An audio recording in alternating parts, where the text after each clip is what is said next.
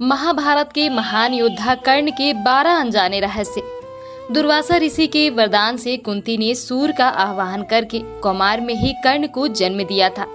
लोकलाज भय से कुंती ने उसे नदी में बहा दिया था। बाद में गंगा किनारे हस्तिनापुर के सारथी अधिरथ को कर्ण मिला और वह उस बालक को अपने घर ले गया। कर्ण को अधिरथ की पत्नी राधा ने पाला, इसलिए कर्ण को राधे भी कहते हैं। अंग देश के राजा कर्ण की पहली पत्नी का नाम वृषाली था। वृषाली से उसको वृषसेन, श्रुसेन, वृषकेत नामक 3 पुत्र मिले। दूसरी सुप्रिया से चित्रसेन, सुशर्मा, प्रसेन, भानुसेन नामक 3 पुत्र मिले। माना जाता है कि सुप्रिया को ही पद्मावती और पुन्नु रवि भी कहा जाता था। चलिए कहानी शुरू करते हैं। अगर आप चैनल में नए हैं तो चैनल को सब्सक्राइब करें। पहला रहस्य, हालांकि यह कथा मान्यता पर आधारित है। कहते हैं कि द्रौपदी को महारथी कर्ण से प्रेम था और कर्ण को भी द्रौपदी पसंद थी। स्वयंवर में कर्ण भी गए थे। राजा द्रुपद का भीष्म से विरोध था और कर्ण भीष्म के पक्ष में थे। राजा द्रुपद ने द्रौपदी को पहले ही बता दिया था कि कर्ण एक सूत पुत्र हैं और यदि तुमने उन्हें पसंद किया तो जीवन भर तुम्हें एक दास की पत्नी के रूप में पहचाना जाएगा। स्वयंवर में निराश द्रौपदी ने एक कठिन निर्णय लेते हुए भरी सभा में कर्ण को एक सूत पुत्र कहकर अपमानित किया था। फिर भी चीरहरण के दौरान द्रौपदी को कर्ण से उम्मीद थी, लेकिन कर्ण ने अपने अपमान को याद कर वहां द्रौपदी की कोई सहायता नहीं की। बाद में जब भीष्म पितामह मृत्यु शैया पर लेटे थे तब कर्ण ने उनसे कहा था कि वे द्रौपदी को चाहते थे। यह बात द्रौपदी ने भी सुनी और पहली बार द्रौपदी को भी पता चला कि कर्ण भी मुझे प्रेम करते हैं। दूसरा रहस्य, दुर्योधन की पत्नी का नाम भानुमति था। कहते हैं कि भानुमति का कर्ण के साथ अच्छा संबंध हो चला था।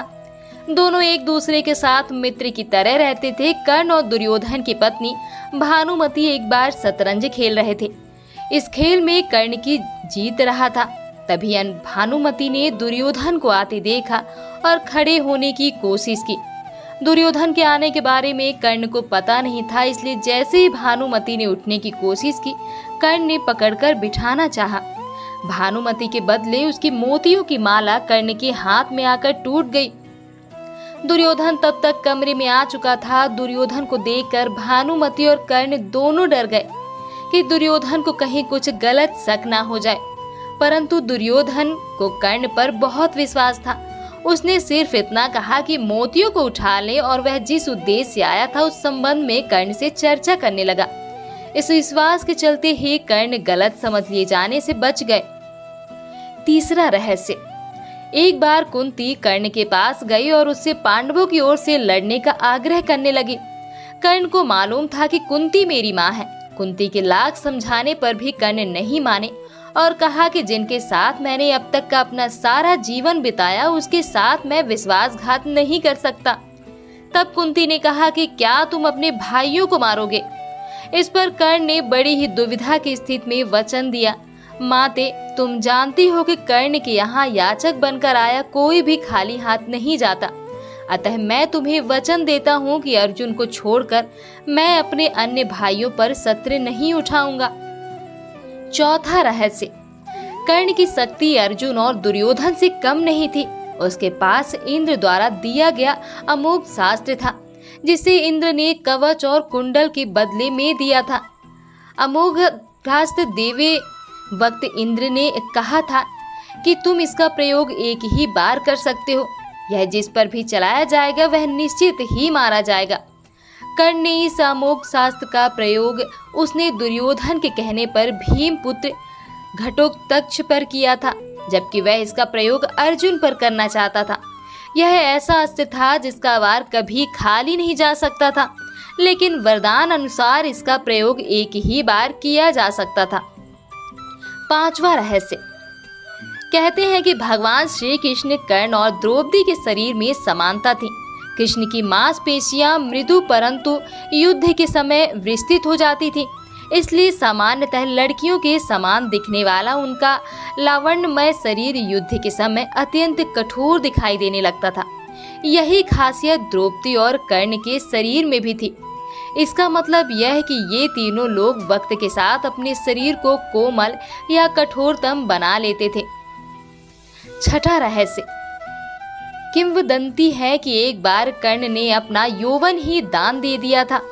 कथा अनुसार एक बार की बात है, दुर्योधन के महल पर भगवान नारायण स्वयं विप्र के वेश में पधारे और दुर्योधन के भिक्षा मांगने लगे। दुर्योधन के द्वार पर आकर एक विप्र ने अलख जगाई, नारायण हरि भिक्षा देहि।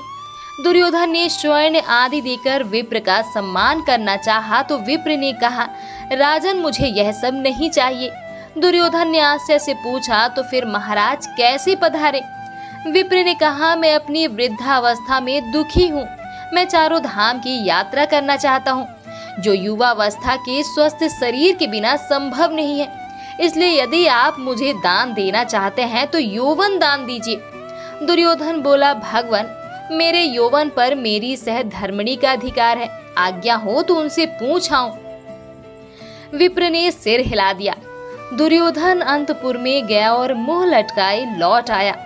विप्र ने दुर्योधन के उत्तर की प्रतीक्षा नहीं की, वह स्वतः समझ गए और वहां से चलते बने। उन्होंने सोचा अब महादानी कर्ण के पास चला जाए। कर्ण के द्वार पहुंचकर विप्र ने अलग जगाई भिक्षा देही। कर्ण तुरंत राजद्वार पर उपस्थित हुए। विप्रवर में आपका क्या अभिष्ट करूं?